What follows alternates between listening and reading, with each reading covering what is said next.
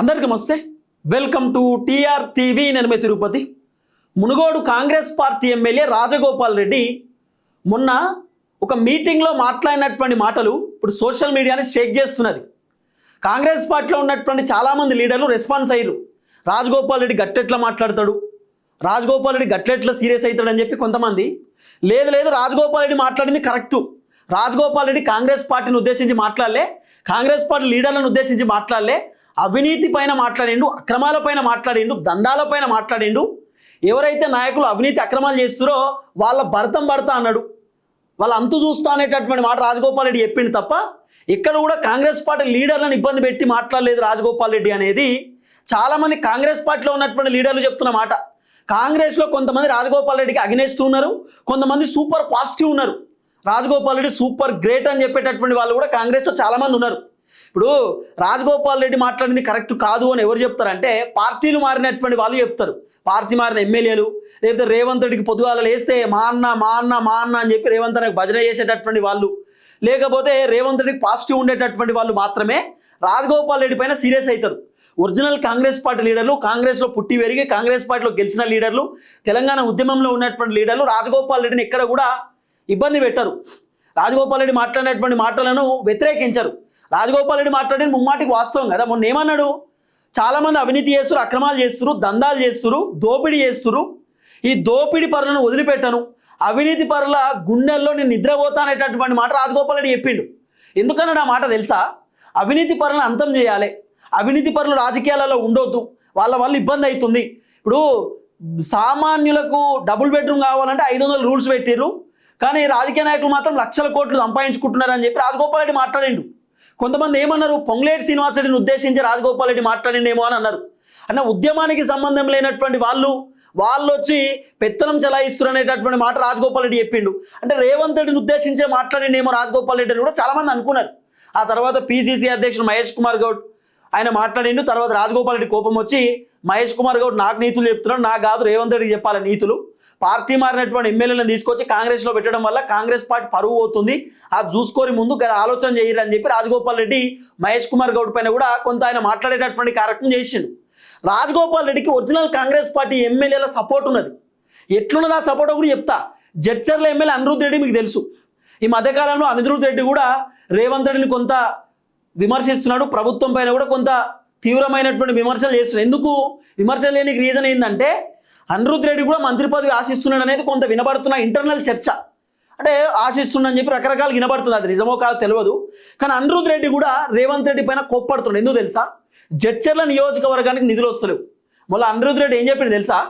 నాకు ఒకవేళ మీరు నిధులు ఇవ్వకపోతే 10,000 మందితో ర్యాలీ చేస్తా, 10,000 మందితోటి రోడ్డు మీద నడుస్తా, నేను ప్రభుత్వానికి వ్యతిరేకం కాదు, పార్టీకి వ్యతిరేకం కాదు, మా నియోజకవర్గ అభివృద్ధి కోసం నాకు ఏదోటి కావాలి అని చెప్పి అనిరుద్ రెడ్డి చెప్పిన మాటలు. అనిరుద్ రెడ్డి రాజగోపాల్ రెడ్డి సపోర్ట్ చేస్తున్నాడు. అసలు ఈ వీడియో చూసి నేను షాక్ అయిపోయినా. రాజగోపాల్ రెడ్డికి ఎమ్మెల్యేలు చాలా మంది సపోర్ట్ ఉన్నారు కదా, ఈ రకంగా చూడాలంటే అనిపించింది. ఇప్పుడు అనిరుద్ రెడ్డి సపోర్టు నాకేమనిపించింది అంటే రాజగోపాల్ రెడ్డి రేవంత్ రెడ్డి పైన ఎందుకు ఇట్లా కోపం చేస్తున్నాడు, రాజగోపాల్ రెడ్డి ప్రభుత్వంలో ఉంటూ ప్రభుత్వం పైన ఎందుకు విమర్శలు చేస్తున్నాడు, ప్రభుత్వాన్ని ఎందుకు ప్రశ్నిస్తున్నాడు అంటే బహుశా మరి హైకమాండ్ రాజగోపాల్ రెడ్డి వెనకాల ఉన్నారేమో. మరి రాహుల్ గాంధీ ఏమన్నా రాజగోపాల్ రెడ్డి అవినీతి పైన అక్రమాల పైన యుద్ధం చేయని చెప్పి మరి రాహుల్ గాంధీ ఏమన్నా రాజగోపాల్ రెడ్డితో చేపిస్తున్నా అనేది క్వశ్చన్ మార్క్. హైకమాండే రాజగోపాల్ రెడ్డి రంగంలోకి దించి మొత్తం కాంగ్రెస్ సెట్ చేయి, అక్రమాలు అవినీతి చేసే వాళ్ళను దందాలు చేసే వాళ్ళను సెటరైట్ చేయని చెప్పి హైకమాండ్ ఏమన్నా రాజగోపాల్ రెడ్డితో చేపిస్తున్నా అనేది క్వశ్చన్ మార్క్. లేకపోతే మరి ఉత్తమ్ కుమార్ రెడ్డి, లేకపోతే పిసిసి అధ్యక్షుడు మహేష్ కుమార్ గౌడ్, బట్టి విక్రమార్క వీళ్ళేమైనా రాజగోపాల్ రెడ్డికి సపోర్ట్ చేస్తూ మీరు గట్టిగా పనిచేయండి అని చెప్పి ఏమైనా చెప్తుర్రా అనేది కూడా ఒక పెద్ద క్వశ్చన్ మార్కే. కానీ రాజగోపాల్ రెడ్డికి చాలామంది original Congress party leaders support ఉన్నారు. ఇప్పుడు రాజగోపాల్ రెడ్డి ముఖ్యమంత్రి ఒకవేళ పదవి ఇస్తే ఉత్తమ్ కుమార్ రెడ్డి సపోర్ట్ చేస్తాడు, ఉత్తమ్ కుమార్ రెడ్డికి ముఖ్యమంత్రి పదవి ఇస్తే రాజగోపాల్ రెడ్డి సపోర్ట్ చేస్తాడు. ఎందుకంటే ఒకానొక టైంలో రాజగోపాల్ రెడ్డి అంటాడు ఏమని తెలుసా, ఉత్తమ్ అన్న నా నాలుక మీద మచ్చుంది, నువ్వు ఖచ్చితంగా ముఖ్యమంత్రి అవుతావు, నువ్వు ఫ్యూచర్ సీఎం అని చెప్పి రాజగోపాల్ రెడ్డి చెప్పిండు. మరి ఇట్లా మాట్లాడుకుంటూ పోతే చాలా ఉన్నాయి ఇంకా కాంగ్రెస్లో డిస్కస్ చేసుకోవడానికి. రాజగోపాల్ రెడ్డికి ఒక రకంగా చెప్పాలంటే కాంగ్రెస్ పార్టీ లీడర్ల సపోర్ట్ చాలా ఉంటుంది.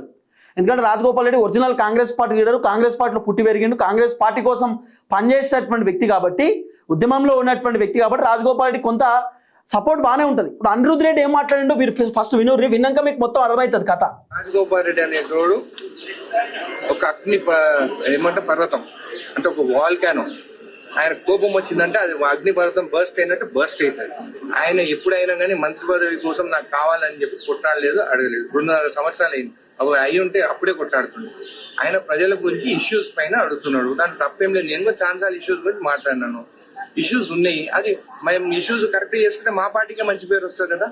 మన కాంగ్రెస్ పార్టీకి మంచి పేరు రావాలని చెప్పి మాట్లాడుతున్నాం. అధికారులు విన్నారు కదా, అనిరుద్ రెడ్డి చెప్పిండు కాంగ్రెస్ పార్టీలో ఇష్యూస్ ఉన్నాయి, ఆ ఇష్యూస్ తొలగిపోతే మంచిగా ఉంటుంది. ఇప్పుడు కాంగ్రెస్లో ఇష్యూస్ తొలగిపోవాలంటే మరి మాట్లాడితే మంచిదే కదా. మాట్లాడితే ఏమున్నది, కొన్ని తప్పులుంటే నేను కూడా మాట్లాడతా. తప్పుల పైన మాట్లాడుతున్నాడు రాజగోపాల్ రెడ్డి. కొన్ని ఇష్యూస్ ఉన్నాయి, ఇష్యూస్ పోవాలంటే మాట్లాడాలి, తప్పవు.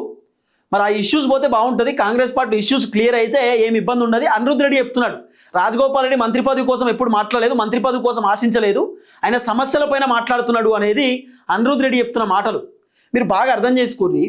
గవర్నమెంట్లో ఉండేటటువంటి ఎమ్మెల్యేలు ఏమనుకుంటారు సాధారణంగా అంటే, మా ప్రభుత్వంలో ఏమైనా తప్పులు జరిగినా ఆ తప్పులను కప్పిపుచ్చాలి.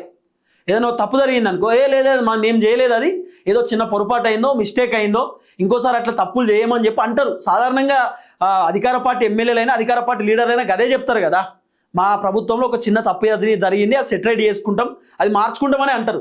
కానీ ఇక్కడ ఓపెన్గా కాంగ్రెస్ పార్టీ ఎమ్మెల్యేల సొంత ప్రభుత్వాన్ని ప్రశ్నిస్తారు. తప్పుల మీద ప్రతిపక్షం వాళ్ళు ప్రశ్నిస్తారు. సాధారణంగా ఇప్పుడు కాంగ్రెస్లో ఏమైనా తప్పులు జరిగినాయి అనుకో, కాంగ్రెస్లో ఏమన్నా అవకతవకలు జరిగినాయి అనుకో, బీఆర్ఎస్ వాళ్ళు ప్రశ్నిస్తారు, బీజేపీ వాళ్ళు ప్రశ్నిస్తారు.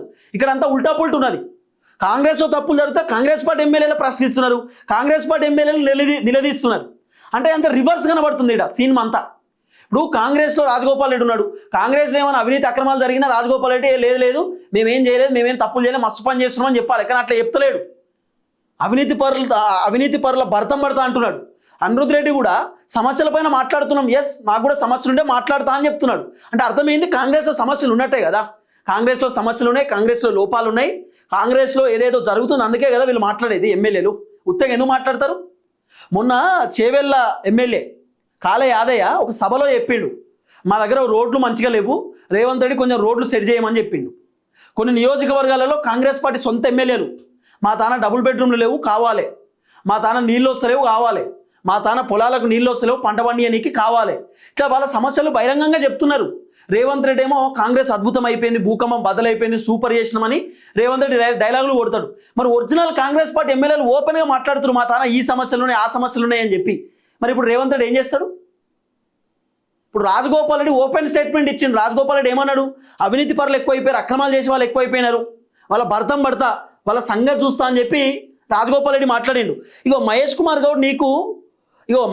గౌడ్ చెప్తున్నాడు రాజగోపాల్ రెడ్డి ఏమని, మహేష్ కుమార్ గౌడ్ నాకు నీతులు చెప్పుడు బదులు ముందు రేవంత్ రెడ్డి నీతులు చెప్పు, పక్క పార్టీ నుండి ఎమ్మెల్యేలను తీసుకున్నందుకు జిల్లాలో కాంగ్రెస్ పార్టీ మీద గౌరవం పోతుంది, కోమటిరెడ్డి రాజగోపాల్ రెడ్డి చెప్పిండు. వాస్తవం కదా. రేవంత్ రెడ్డి ఏం చేసిండు? 10 మంది ఎమ్మెల్యేలను కండవాలు కప్పి కాంగ్రెస్లోకి ఆహ్వానించిండు. ఏమైనా ఇజ్జత్ ఉంటుందా నియోజకవర్గాలలో? మరి ఇప్పుడు పార్టీ మారినటువంటి ఎమ్మెల్యేలు వస్తే మరి ఒరిజినల్ కాంగ్రెస్ పార్టీ లీడర్లు ఏం చేయాలి? ఇంటికాడ కూర్చోవాలన్నా? రేపు రాబోతున్న ఎన్నికలలో పార్టీ మారిన టికెట్ ఇస్తే ఒరిజినల్ కాంగ్రెస్ పార్టీ లీడర్లు ఇబ్బంది పడాలన్నా? రేవంత్ రెడ్డికి మినిమం తెలవాలి కదా ఏం జరుగుతుంది, ఏం కథ అనేది. రాజగోపాల్ రెడ్డి ఇట్లా కూడా వ్యాఖ్యానించాడు. ఏమని? దానం నాగేందర్ లాంటి వాళ్ళను చూస్తే జనాల్లో రాజకీయ నాయకుల మీద ఉండే గౌరవం పోతుంది. ఆయన బీఆర్ఎస్ పార్టీలో ఎమ్మెల్యేగా గెలిచి కాంగ్రెస్ పార్టీ నుంచి ఎంపీగా పోటీ చేసిండు, మళ్ళీ బీఆర్ఎస్ పార్టీలోనే ఉన్నానని అంటుండు. ఇదేం చిల్లర రాజకీయం? రేవంత్ రెడ్డి, మహేష్ కుమార్ గౌడ్ ఆలోచించి నిర్ణయం తీసుకోండి అంటే రాజగోపాల్ రెడ్డి ఓపెన్గా చెప్తున్నాడు. ఏమని? Indirect ఏమంటుండంటే, Danam Nagender party మారిండు, party మారినట్టు ఆధారాలు ఉన్నాయి, ఆలోచించి నిర్ణయం తీసుకోండి అంటే ఏమంటున్నాడు? ఆయన ఎమ్మెల్యే పదవికి వెళ్ళి తీసేయరి, లేదంటే కాంగ్రెస్ పార్టీకి వెళ్ళి తీసేయరి, ఆయన పోతే బీఆర్ఎస్ కన్నా పోతాడు, ఎమ్మెల్యే పదవికి వెళ్ళి తీసేస్తే మళ్ళీ ఎలక్షన్స్ అన్నీ వస్తాయి. రాజగోపాల్ రెడ్డి చెప్తున్న మాట. ఎందుకు రాజగోపాల్ రెడ్డి ఇంత క్లియర్గా మాట్లాడుతుండంటే రాజగోపాల్ రెడ్డి తెలుసు తెలంగాణలో ఏం జరుగుతుంది, ఏం కథ అనేది. ఇంకా రేవంత్ రెడ్డి రాజగోపాల్ రెడ్డి పైన ఆయన సీరియస్ అవుతున్నాడు. రేవంత్ రెడ్డి ఏమంటున్నాడు తెలుసా? ఇది కూడా నేను మీకు చెప్తా వినురి. రేవంత్ రెడ్డి అట సొంత పార్టీ పైన కొంతమంది ఎమ్మెల్యేలు మాట్లాడుతున్నారు, సొంత పార్టీ పైన ఎమ్మెల్యేలు వ్యతిరేకంగా మాట్లాడితే బీఆర్ఎస్ వాళ్ళకి శుల్కనైతాం, బీజేపీ వాళ్ళకి శుల్కనైతాం, గట్లెట్లా మాట్లాడతారు అంటే రేవంత్ రెడ్డి అన్నదమ్ములు మొత్తం భూదందాలు చేస్తున్నారు. రేవంత్ రెడ్డి తమ్మునికి మొన్న రేవంత్ రెడ్డి 135 కోట్ల రూపాయలు విలువ చేసే భూమి అడ్డికి పావుసేరు 7.5 కోట్లకే ఇచ్చేసిండు.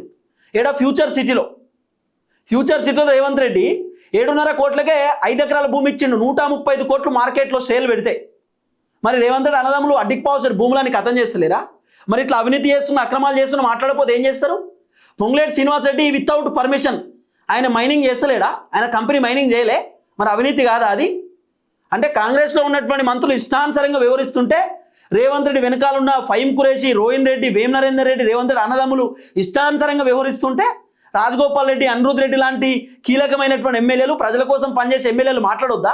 మాట్లాడితే రేవంత్ రెడ్డి కోపం. సొంత పార్టీ పైన మాట్లాడుతారు, సొంత పార్టీని విమర్శలు చేస్తారు. చేయకపోతే ఏం చేస్తారు? నాకున్న సమాచారం, నాకున్న అవగాహన, నాకున్నటువంటి ఇన్ఫర్మేషన్ అయితే రాజగోపాల్ రెడ్డి వెనకాల 22 మంది ఎమ్మెల్యేలు ఉన్నారట, కాంగ్రెస్ పార్టీ ఎమ్మెల్యేలు. రాజగోపాల్ రెడ్డి ఒక్క మాట చెప్తే 20 మంది ఎమ్మెల్యేలు రాజగోపాల్ రెడ్డితో రానికి రెడీ ఉన్నారట. 20 మంది ఎమ్మెల్యేలు. రాజగోపాల్ రెడ్డి రాబోతున్న ఎన్నికలలో కూడా 20 మంది ఎమ్మెల్యేలను ఈజీగా గెలిపించుకుంటాడు. రాజగోపాల్ రెడ్డి అనుకుంటే అప్పు తెచ్చన్నా సరే ఒక్కొక్క ఎమ్మెల్యేకు 100 కోట్లు ఖర్చు పెట్టి ఆయన గెలిపించుకుంటాడు. అంత సత్తా ఉన్నటువంటి లీడర్ ఆయన. ఎందుకంటే అసలు ఈ అవినీతి పరుల అక్రమాలను చూస్తే ఆయనకు నచ్చలేదు. ఎందుకంటే మీరు రాజగోపాల్ రెడ్డి పైన ఈయన అవినీతి పరులు అక్రమాలు చేసిన, రాజగోపాల్ రెడ్డి దందాలు చేసిన ఆరోపణలు కూడా ఉండేవి. ఎందుకంటే ఆయనకు సంపాదించుకోవాలనే ఆలోచన లేదు, ఏదో చేయాలనే ఆలోచన రాజగోపాల్ రెడ్డికి లేదు. కాబట్టి రేవంత్ రెడ్డి ఎన్ని చేసినా రాజగోపాల్ రెడ్డిని ఇబ్బంది పెట్టే పరిస్థితి ఉండకపోవచ్చు. కానీ రేవంత్ రెడ్డి ఏం మాట్లాడుతుందో తెలుసా? సొంత పార్టీ వాళ్ళే తిడుతున్నారు, తిట్టకపోతే ఏం చేస్తారు? ముద్దు పెట్టుకుంటారా? మీరు చేసే పనులకు సొంత పార్టీ ఎమ్మెల్యేలు తిట్టకపోతే సూపర్ చేస్తురు, పని మస్తు చేస్తురు, ఉన్న భూములను అడిగి పోసారు, అమ్ముకుంటురు, మంచిగుంది మీ పని అని అంటారా? ఇంకో రాజగోపాల్ రెడ్డి, పోచారం శ్రీనివాస్ రెడ్డి కామెంట్లపై క్యాబినెట్ భేటీలో రేవంత్ రెడ్డి తీవ్ర ఆగ్రహం అట. క్యాబినెట్లో కూడా మాట్లాడిండు రేవంత్ రెడ్డి, ఆగ్రహం వ్యక్తం చేసిండు. గట్టెట్లా మాట్లాడతారు, అట్లా మాట్లాడడం కరెక్ట్ కాదు కదా, మంచిగా అనిపిస్తలేదు అనేది రేవంత్ రెడ్డి ఆలోచన, బాధ. రేవంత్ రెడ్డి ఎన్ని చేసినా కూడా ఫెయిల్ అయిపోయింది రేవంత్ రెడ్డి. ఒక రకంగా చెప్పాలంటే రేవంత్ రెడ్డి ఫెయిల్. ఎమ్మెల్యేలను రేవంత్ రెడ్డి కంట్రోల్ చేయలేకపోయిండు. Revanth Reddy performance over performance అయిపోయింది, చాలా ఎక్కువ పర్ఫార్మెన్స్ అయిపోయింది. సొంత నిర్ణయాలు తీసుకోవడం, ఆ తర్వాత మంత్రులను పట్టించుకోకపోవడం, ఎమ్మెల్యేలను పట్టించుకోకపోవడం, ఇష్టానుసారంగా రేవంత్ రెడ్డి వ్యవహరించడం, అంత ఆగమాగం అయిపోయింది కథ. కాబట్టి రేవంత్ రెడ్డి ఒక రకంగా చెప్పాలంటే ఫెయిల్. భయపడుతున్నాడు రేవంత్ రెడ్డి ఇంకా. మరి ఇప్పుడే ఇంత అవుతుంటే మా తమ్ముని పైన వార్తలు వస్తున్నాయి, నా పైన వార్తలు వస్తున్నాయి, మంత్రులు వింటలేరు, ఎమ్మెల్యేలు వింటలేరు, ఎమ్మెల్యేలు తీవ్రంగా కోప్పడుతున్నారు, ఎమ్మెల్యేలు వ్యతిరేకంగా ఉన్నారు. మరి నేను 20-25 రోజులు అమెరికా అటు ఇటు ప్రోగ్రామ్ పోయేది ఉంది, టూర్కు పోయేది ఉంది, నేను వచ్చేసరికి నా ముఖ్యమంత్రి పదవి ఉంటుందా పోతుందా అనే ఆలోచనలో కూడా రేవంత్ రెడ్డి ఉన్నాడు. కానీ రాజగోపాల్ రెడ్డి మాత్రం రేవంత్ రెడ్డిని భయపెడుతున్నాడు. రాజగోపాల్ రెడ్డి వెనకాల 20-22 మంది ఎమ్మెల్యేలు ఉంటారట. రాజగోపాల్ రెడ్డి అంటే 20 మంది ఎమ్మెల్యేలు రాజగోపాల్ రెడ్డితో రానికి సిద్ధంగా ఉన్నారు.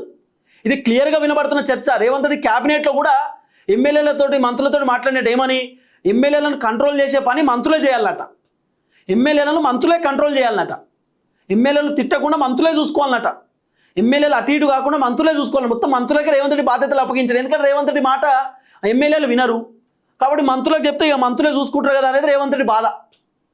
చూద్దాం ఏం జరగబోతుందో. మొత్తానికి రాజగోపాల్ రెడ్డికి చాలామంది ఎమ్మెల్యేల సపోర్ట్ ఉన్నది, ఇది ఓపెన్ రియాలిటీ.